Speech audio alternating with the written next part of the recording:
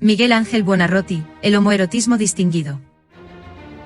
En este artículo proponemos una aproximación crítica a la producción lírica de Miguel Ángel Buonarroti, a partir de un dispositivo conceptual al que denominaremos homoerotismo distinguido.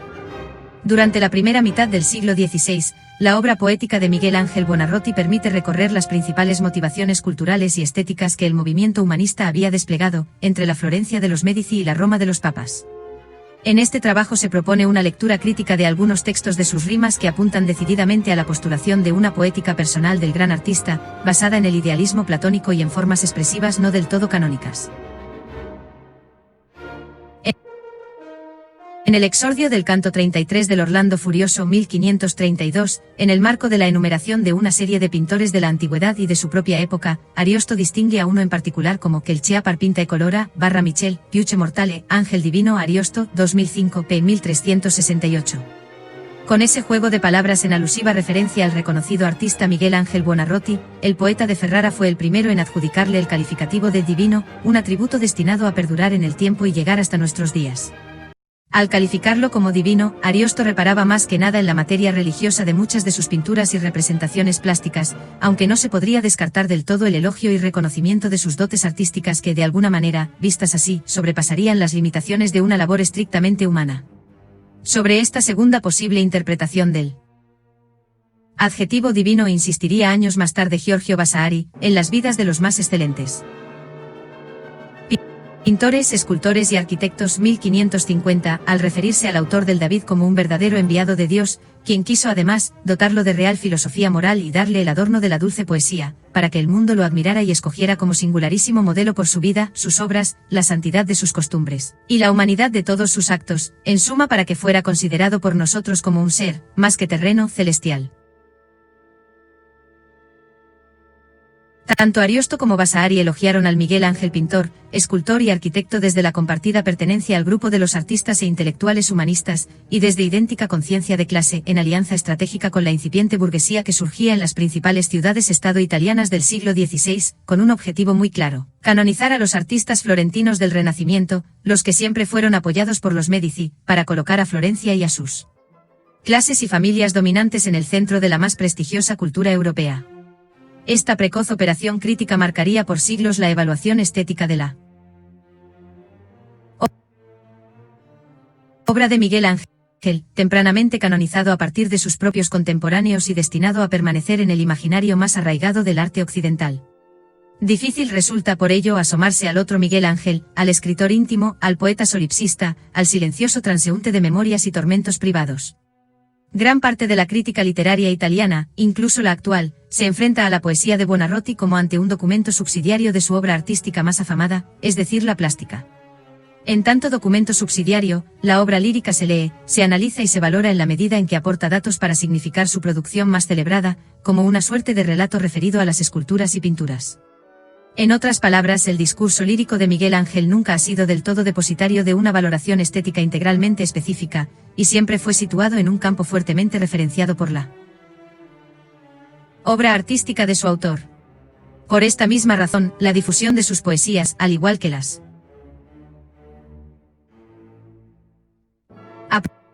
aproximaciones críticas y las traducciones a otros idiomas no han alcanzado en absoluto una circulación considerable. Las traducciones al español de la obra poética de Miguel Ángel son extremadamente escasas, así como el desarrollo de los estudios que la adoptan como objeto de investigación. En la Argentina, apenas disponemos de algunas versiones que comenzaron a circular recién durante la segunda mitad del siglo XX. En todos los casos, se trata de recopilaciones fragmentarias, y solo en algún caso se tradujo la totalidad de los sonetos completos. En tiempos recientes, la primera colección publicada en el país, bajo el título Sonetos escogidos de Miguel Ángel, realizada por José González Galé, data del año 1955, editorial El Ateneo, Buenos Aires, 124 páginas, e incluye solo una parte de los 80 sonetos producidos por Buonarroti. En 1972, Rafael Obdulio Loza, hermano del reconocido pintor Raúl Loza y descendientes ambos de inmigrantes lombardos, publicó lo que podría ser considerado el intento más ambicioso por dar a conocer en Argentina la poesía del artista florentino, en el libro titulado Rimas, Buenos Aires, 429 páginas, con prólogo de Romualdo Brughetti. Allí reunía en versión al español una parte sustancial de las 302 piezas líricas que componen la obra poética completa de Miguel Ángel y que en italiano reciben el nombre de rime. Antologías parciales de ese mismo libro, las volvió a publicar Loza en 2 volúmenes posteriores que aparecieron a lo largo de la misma década. El primero de ellos se titula Sonetos completos, Ediciones La Libélula, Buenos Aires, 243 páginas, que vio la luz en 1975, en homenaje al 5º centenario del nacimiento del autor. El segundo se titula Sonetos Madrigales, Francisco Colombo, Buenos Aires, reúne en 1976 las composiciones de los 2 géneros más frecuentemente utilizados en las rime. Todos estos volúmenes son apenas Vals entre muy pocos anticuarios y coleccionistas, y se encuentran completamente al margen de cualquier distribución editorial a gran escala. Así como en la Argentina, también en España la traducción, difusión y estudio de la poesía de Miguel Ángel es un hecho llamativamente raro y reciente, si tenemos en cuenta los 5 siglos que nos separan de la vida del autor y la afamada trascendencia internacional de su obra artística. Luego de un breve intento titulado Arte y Poesía de Miguel Ángel, Cuadernos del Instituto Italiano de Cultura, Madrid, 1964, que reúne una antología de 22 piezas traducidas por Joaquín Arce, apareció Obras Escogidas. Poesía y prosa Felmar, Madrid, 194 páginas, preparado por Guido Gutiérrez y publicado en 1975, que contiene sonetos y fragmentos de sonetos. Habrá que esperar hasta años muy recientes para encontrar los únicos 2 libros con traducciones al español de las poesías de Miguel Ángel que son asequibles hoy en el circuito comercial. Se trata en el primero de los casos de Sonetos completos, Cátedra, Madrid, 197 páginas, traducidos por Luis Antonio de Villena y publicados en 1987, con 2 reediciones hasta 2011.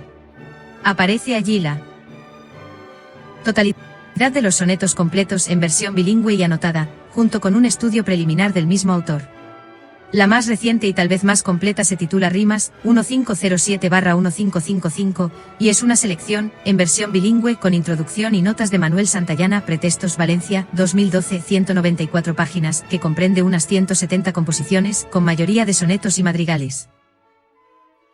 Al momento de pensar en cuáles pudieron haber sido las razones que expliquen este evidente déficit en la traducción, estudio y difusión de la obra lírica de Miguel Ángel, aparece una primera evidencia insoslayable.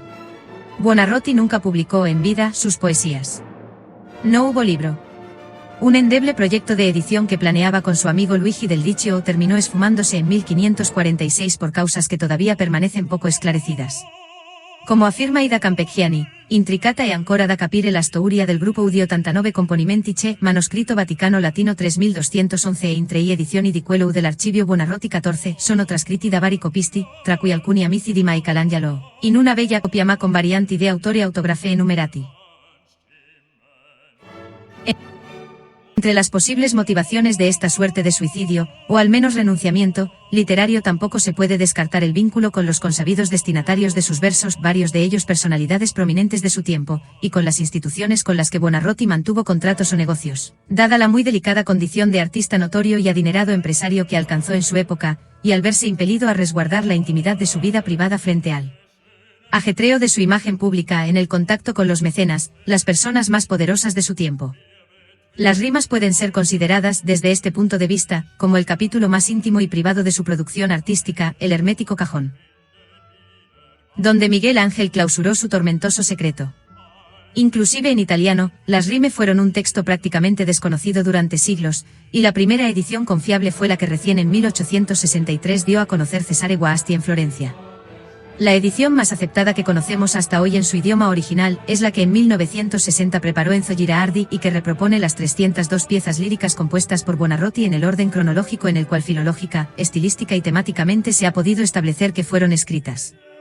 En ella, entre 1503 y 1560, es decir a lo largo de casi toda la vida del artista, aparecen terminados unos 80 sonetos, 100 madrigales, 4 capítulos en tercera rima, 2 sestinas y 54 epitafios para Cecchino Bracci, junto con más de 60 composiciones fragmentarias o de apariencia inconclusa. A esta versión completa le siguió la edición de bolsillo de 1975 y la publicación del epistolario y del repertorio completo de dibujos. Lo cierto es que como una producción casi menor, casi ensombrecida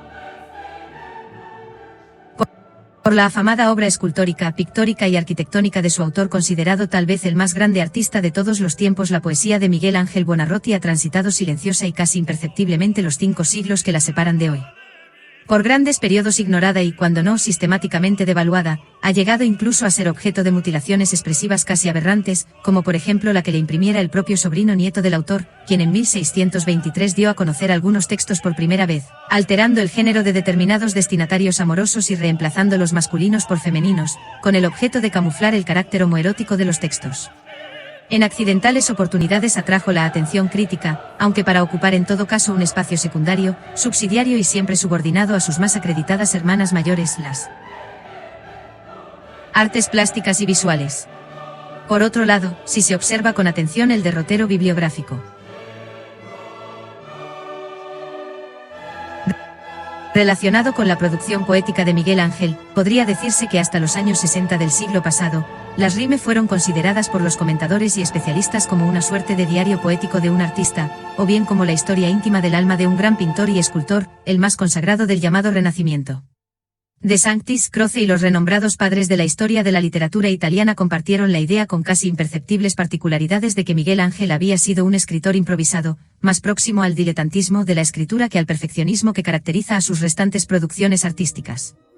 Estas proposiciones, siempre peyorativas acerca de la actividad literaria, se hubiesen consolidado en la valorización crítica póstuma de no haberse llevado a cabo las relecturas que tuvieron lugar en ocasión de los centenarios de su muerte 1964, y de su nacimiento 1975. Los nuevos estudios críticos diseñados en el marco de estas celebraciones, sobre todo Fubini, Clemens y Vini, inauguran una visibilización diferente en la cual la poesía de Miguel Ángel se erige como una contribución fundamental para la literatura del siglo XVI en virtud de lo que ellos llaman un incipiente solipsismo especulativo, que ya se observa encaminado hacia la superación del modelo retórico petrarquista canonizado por Pietro Bembo. Cabría preguntarse en este sentido sobre las razones que promovieron un relativamente reciente redescubrimiento de la poesía de Miguel Ángel, es decir, qué valores contiene esta escritura lírica que apenas la segunda mitad del siglo XX ha podido y sabido interpelar y reconocer. Y más aún, resulta oportuno reflexionar sobre la naturaleza de los nuevos dispositivos teóricos y paradigmas metodológicos que han comenzado a incidir para que las contribuciones más recientes enfaticen y subrayen con nuevas comprobaciones el eclecticismo de sus fuentes, el experimentalismo de sus formas y la excentricidad del léxico. Un proyecto disruptivo. En la primera mitad del siglo XVI, Pietro Bembo le dio forma sistemática, en la literatura y en la gramática Guerrero, 1998, p. 79, a un claro anhelo de distinción lingüística y literaria, muy en armonía con la sociedad de la que era expresión, promoviendo renovados géneros con normas bien definidas que segmentaron a la literatura culta de las expresiones vulgares y canonizando el modelo lírico de Petrarca, deudor a su vez del misticismo amoroso de los provenzales. Tal modelo lírico evidencia el recorte social del que era producto y el deseo de convertir a esa expresión en un atributo de distinción para las clases dominantes que se representaban en él. De tal magnitud será el impacto canonizador de la teoría bembiana acerca de la forma y el lenguaje poéticos, que en el caso de la literatura italiana, y gran parte de la europea, tendremos que esperar casi hasta las vanguardias de principio del siglo XX para encontrar poesía escrita con un código lingüístico menos áulico y más próximo al registro coloquial. A menudo se ha atribuido la dureza expresiva en los poemas de Miguel Ángel a una suerte de contradicción tra la prepotenza del voule dire e la consapevole insuficiencia del mezzo expresivo. Tales observaciones pueden resultar claramente legibles en el marco de la canonización de un estilo vinculado con la pureza monolingüista elogiada en Petrarca, que Bembo y los principales gramáticos del siglo XVI se encargaron de formular y que es bien conocida para la historia de la lírica italiana y europea moderna. Pero más allá de los alcances valorativos herederos de tal proceso de legitimación, grandes segmentos de la producción poética de Miguel Ángel se resisten a ser leídos desde esa perspectiva. El poema 5 de las rime por caso constituye una acabada demostración de los niveles fuertemente contrastivos que en materia lexical y expresiva alcanzó la poesía de Buonarroti. Se trata de un soneto caudato, es decir, con un agregado de 6 versos, uno de los más recordados de la colección, que en su manuscrito se encuentra acompañado por uno de los pocos autorretratos caricaturescos del autor, cuya silueta lo muestra en medio de los trabajos de pintura de los frescos de la Capilla Sistina. El texto sugiere una cruda y por momentos graciosa autorrepresentación del artista, con los miembros contorsionados por las incómodas posiciones que esa labor implicaba. El soneto asimila el cuerpo del pintor con elementos de procedencia lejana, Lombardía, Siria, e incluso con objetos, arco, cerbatana. La creciente cosificación del cuerpo coloca al retrato en los umbrales del grotesco, acentuado incluso con matices de torpeza en sus movimientos y hasta con un negligente manejo de la técnica del fresco. Los particulares e inusuales componentes anatómicos que constituyen el retrato: vientre, pescuezo, barba, nuca, espalda, pecho, rostro, lumbales, panza, culo, grupa, pellejo, van desarrollando una especie de metamorfosis del sujeto en algo menos sensible que un ser humano, hasta incluso sugerir la degradación en un mero objeto inanimado. En los tercetos, las rimas de sonoridad rústica como exia y oppa contribuyen a la vulgaridad del léxico excéntrico. El grotesco de la construcción está reforzado en la última parte por los adjetivos de naturaleza extravagante o bizarra, falaz, extraño, curva, y en el cierre con un pedido al destinatario, Giovanni da Pistoia, en un tono al mismo tiempo grave y gracioso, en el cual se contrasta la solemnidad de los temas sagrados plasmados en las paredes y techos del templo, con la ridiculización de las situaciones y condiciones en las que se desarrollaba su trabajo. En cuanto a las formas y estructuras líricas, la norma bembiana incluía la preferencia por el soneto, la canción y el madrigal, junto con una limitación de la temática amorosa en beneficio de la organización de un cancionero como un argumento que, pasando por algunas situaciones comunes, desembocase en Dios. De manera que, por un lado, Miguel Ángel adscribe al modelo estructural y formal diseñado por Bembo para canonizar a Petrarca, con primacía de sonetos, canciones y madrigales, pero por otro lado, se vale de instrumentos expresivos de naturaleza plurilingüista, incorporando recursos léxicos de procedencia heterogénea y a menudo vulgar, muy ajenos a la perceptiva epocal de recorte sociológico. Si de enfoque se trata, una hipótesis que valdría la pena discutir es que el desarrollo que la sociología de la literatura alcanzó hacia mediados del siglo pasado, y más concretamente la impracticabilidad de una lectura sociológica tradicional del corpus lírico bonarrotiano, fue un punto de inflexión para habilitar el fundamental giro valorativo que la crítica literaria promovió en las últimas décadas. En efecto, la obra poética de Miguel Ángel se resiste a ser situada en cualquiera de las instituciones y formaciones sobre las cuales los estudios sociológicos organizaron el sistema literario italiano del siglo XVI. Ni la corte ni el mecenazgo, por citar dos de estas instituciones, resultan del todo capaces de contener la escritura bonarrotiana que, al revelarse incompatible para tales anclajes, termina por precipitarse en el abismo de la rareza. La corte en los siglos XV y XVI es un espacio concebido por la burguesía e incluido dentro del campo de poder, que procura organizar y distribuir los discursos sociales tendientes a construir y asegurar su autoridad. Está integrada por pedagogos, traductores, artistas y científicos, cuyo grupo recibe el nombre de los humanistas, prototipos del intelectual moderno. En el seno de las cortes se construyen, se legitiman, se debaten, se exhiben los atributos de dominación relacionados con el dinero y sus diversas representaciones culturales y sociales en tanto principal factor de poder. La institución de la corte pone en circulación productos culturales que proyectan su propia visión del mundo, y que circulan en el mismo circuito acotado por la corte, de manera que esta misma, en gran medida, constituye el propio destinatario de los discursos que en ella se originan, salvo casos excepcionales cuando se proyecta un espectáculo o producto de divulgación hacia un público subalterno más general. Faraoni, 2008, p. 311. Los valores, la dinámica interna y la organización de la corte como institución fuertemente enraizada en el campo artístico europeo en los orígenes de la modernidad, resultan fundamentales para comprender e interpretar la gigantesca obra plástica y arquitectónica de Miguel Ángel tanto en Florencia como en Roma y en el Vaticano. El pintor y escultor se había formado en la ciudad de los Médici entre 1490 y 1492, en el clima intelectual más novedoso que su época podía ofrecer, con Poliziano, Ficino y Donatello. A fines de esa década esculpió la Piedad. Regresó a Florencia y entre 1501 y 1503 esculpió el David. Otra vez contratado en Roma, pintó la Capilla Sistina entre 1506 y 1512. Volvió a Florencia y en 1524 trabajó en las tumbas mediceas de San Lorenzo. Culminó su trayectoria más reconocida, otra vez en Roma, pintando el Juicio Final entre 1534 y 1541. Este ir y venir en torno a las dos grandes urbes, alternando el servicio a papas y príncipes burgueses. En calidad de artista pero también de empresario, muestran una producción plástica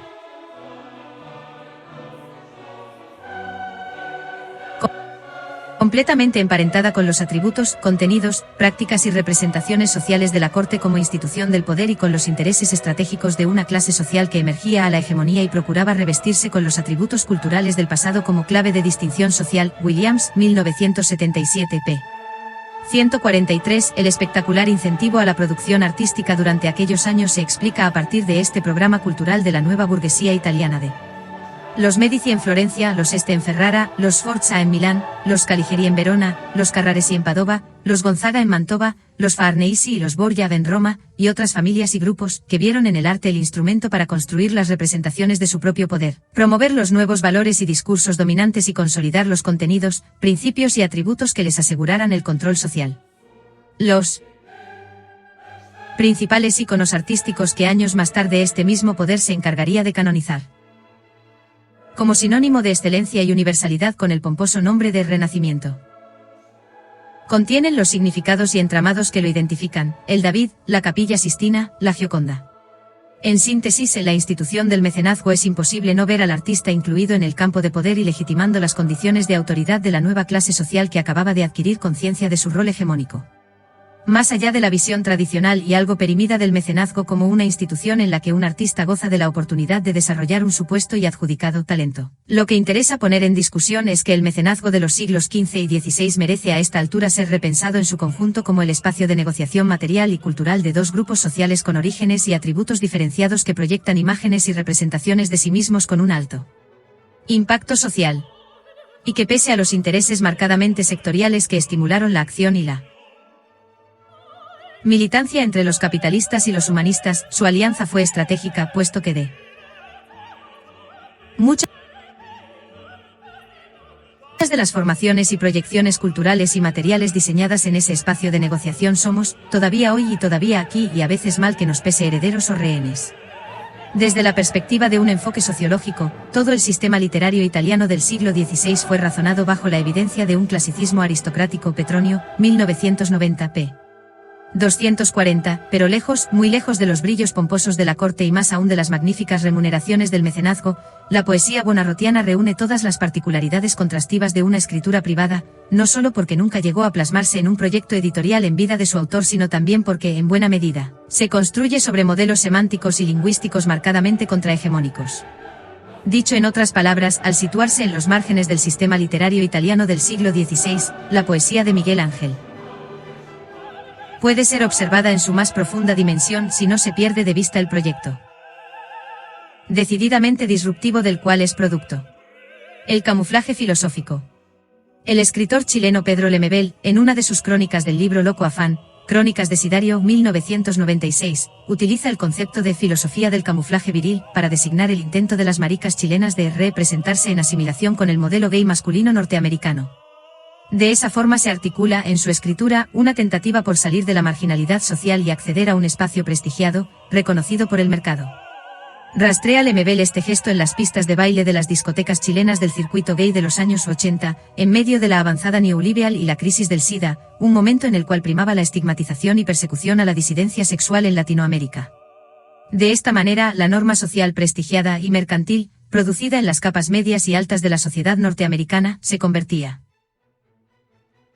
para este sector marginalizado en un precario recurso de legitimación. Un gesto textual similar podría leerse en la construcción del discurso lírico que incorpora el homoerotismo en el corpus poético buonarrotiano. Una primera configuración de este gesto se vislumbra en la particular predisposición a las representaciones culturales clasicistas y la filosofía neoplatónica. Tales representaciones son los atributos de la poesía de Miguel Ángel que más desarrollo han tenido en la evaluación que la crítica literaria ha realizado de sus poesías, sobre todo desde paradigmas críticos que operan en función del llamado Renacimiento. Efectivamente, más que ningún otro artista de su tiempo, Miguel Ángel era por formación un neoplatónico. González Camaño, 2007, p. 29.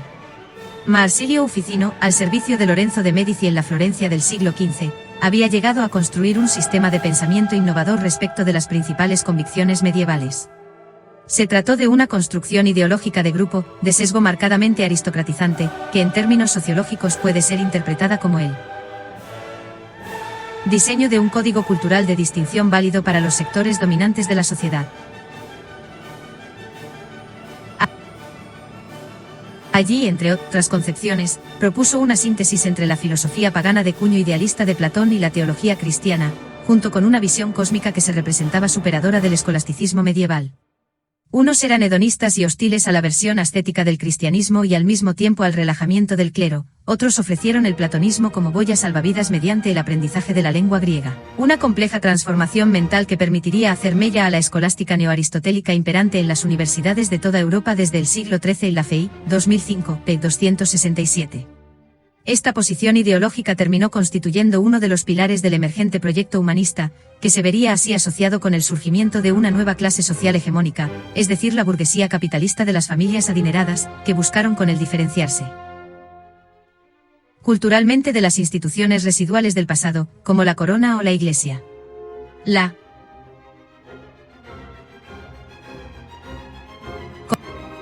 configuración que Ficino alcanzó a formular acerca de la vida humana como una realidad incompleta, en alguna medida degradada con respecto a las formaciones superiores y más puras del universo, la mente y el alma cósmicas, marcaron fuertemente el sistema de creencias en el cual se formó Miguel Ángel, máxime cuando coincidían con sus propias convicciones interiores y con su consabida insatisfacción frente a la impracticabilidad de la perfección y la corruptibilidad de la materia.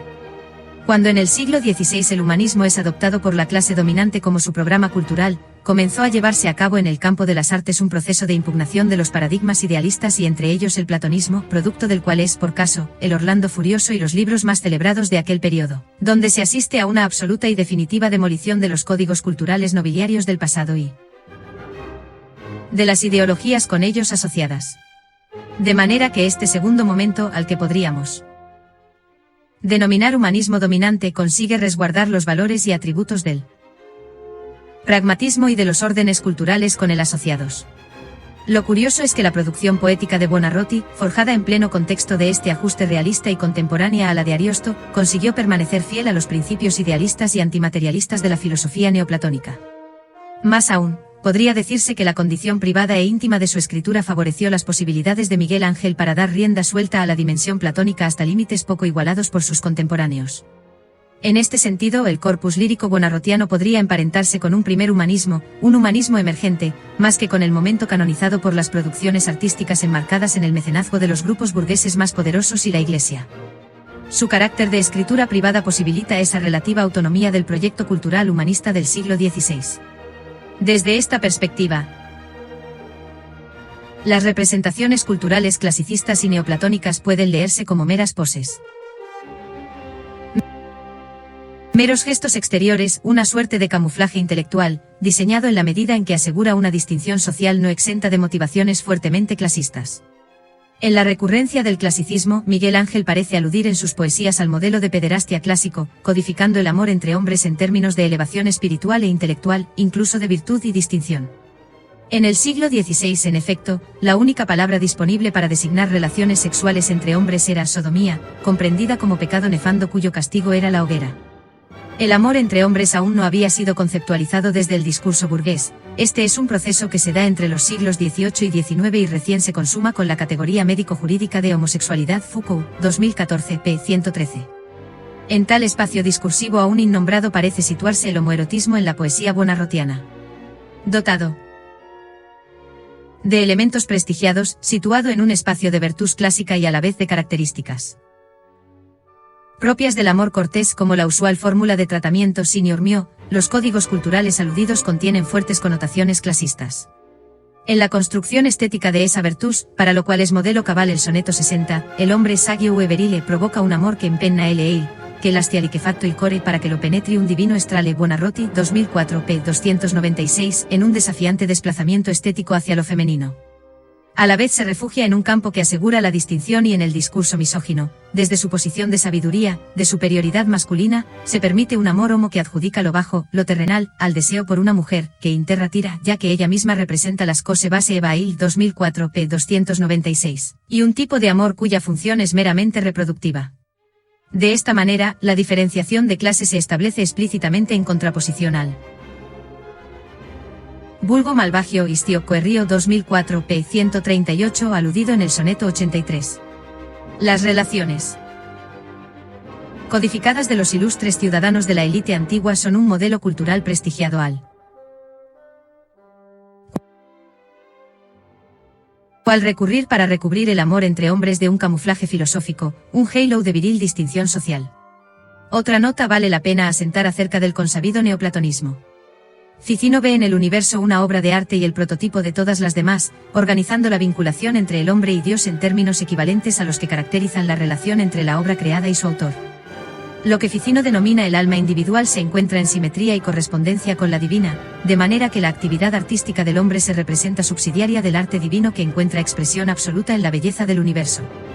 Miguel Ángel está convencido de esta idea no solo en su producción escultórica y pictórica Arranz, 2000, p. 573, sino también en la literaria, al punto que el soneto 46, por caso, se construye sobre la analogía entre la actividad del artista y la de Dios. El escultor golpea la piedra de la cual extrae el objeto de su búsqueda artística, mediante un procedimiento en el cual el martillo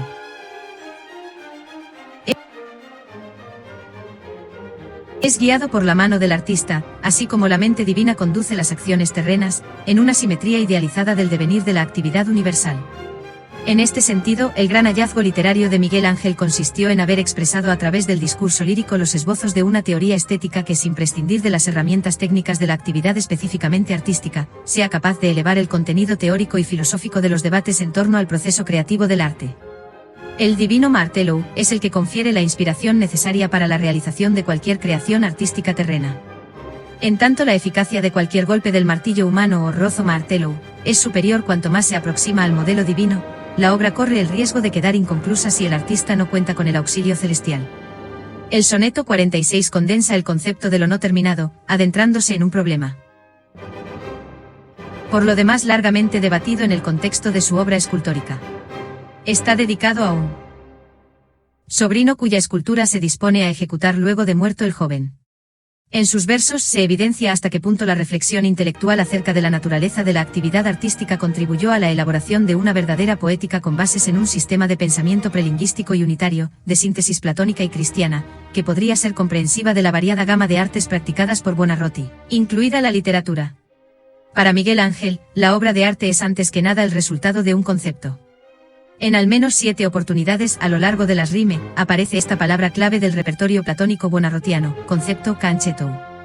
Se trata de una palabra forjada sobre la tradición de filósofos y humanistas florentinos del siglo XIV, que mantiene gran parte de su sentido etimológico originario, del latín conceptum, participio pasivo de concipere en términos de concebido, imaginado, creado. El concepto, en este sentido, no solo significa algo que se mantiene en un nivel de pura abstracción intelectual, sino que refiere una imagen artística en potencia, en espera latente de aparecer. En tal sentido, el concepto alude al principio neoplatónico de los arquetipos que habitan en el orden de las almas y que se encuentran camuflados en el mundo material hasta que son extraídos y develados por medio del arte. Solo el artista creador dotado de intelecto es capaz de descubrir la imagen imperceptible para las demás personas. Sobre esta noción de concepto de fuertes reminiscencias platónicas, vuelve el soneto 151. El poema está dirigido a Vittoria Calaana, marquesa de Pescara, mecenas y amiga del autor. El artista escultor es allí quien, con el auxilio del intelecto, libera la forma ideal, el concepto palpitante en el bloque de mármol y circunscripto por materia superflua. Detrás de esta concepción se encuentra otra vez Ficino, según el cual la bellezza nel mondo è data dal grado di partecipazione dell'entità in esame haya forma a idil. Análogamente, el opera de arte partecipa ol unita degli archetipi ideali.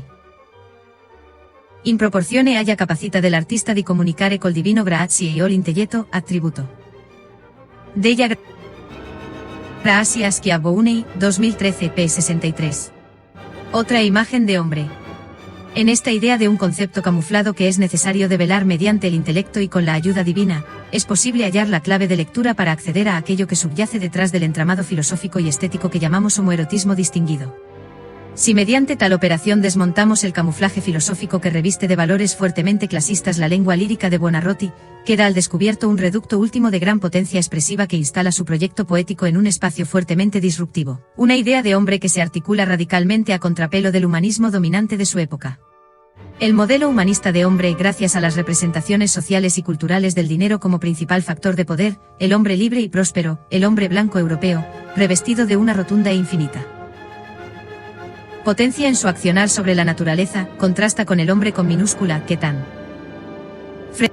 frecuentemente te queda al descubierto en la poesía de Miguel Ángel. El poema 32, compuesto de 7 versos, se presenta como un fragmento de soneto inconcluso. Existen al menos 2 interpretaciones sobre los varios fragmentos inconclusos que forman parte de la colección. Algunos piensan que efectivamente se trata de composiciones que quedaron inconclusas por haber sido abandonadas o descartadas por el autor antes de su finalización.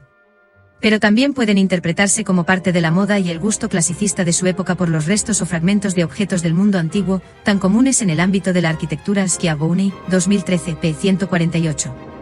El texto se inicia con una doble tensione, vivo al peccato, a memorendo vivo Buonarroti, 2004, p. 74, y lamenta una imposibilidad fundamental, miércoles mal, dal mio sciolto voule, dice io son privo. El mentado libre albedrío que en el pensamiento humanista es la base de la dignidad humana, se vuelve un estamento inaccesible. H. Miseria H. Viver son nato se pregunta. Del mismo modo en el soneto 60 dedicado a Tommaso de Cavalieri, la voz poética invita tiernamente al signor mio a acercarse. Che vengo per goderti più da preso Buonarroti, 2004, p. 109, para lo cual hace falta romper el muro entre la esperanza que su interlocutor le sugiere y el gran disio que en él despierta. En ese acercamiento se vislumbra la imposibilidad que rodea ese amor que mal comprese dagli umani ingegni barra e ciele vuol sapar convience prima mora.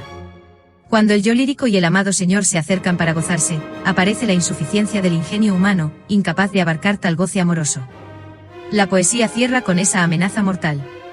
En el soneto 293, uno de sus últimos textos, ya cerca de la muerte del poeta, el problema del pecado, la muerte y la insuficiencia de las posibilidades humanas aparecen con una furiosa intensidad. Este hombre con minúscula carico de anni e di peccati pieno Buonarroti, 2004, p. 331, el que se nutre de veneno, el que tiene los malos hábitos enraizados, no goza de voluntad suficiente para aspirar al cielo. Se encamina a la muerte física pero también a la muerte espiritual. El fuego del que no fue víctima en la tierra, lo consumirá en el más allá. No hubo dinero, libertad, albedrío ni potencia humana capaz de revertir semejante condena. Solo le queda rogar a Dios.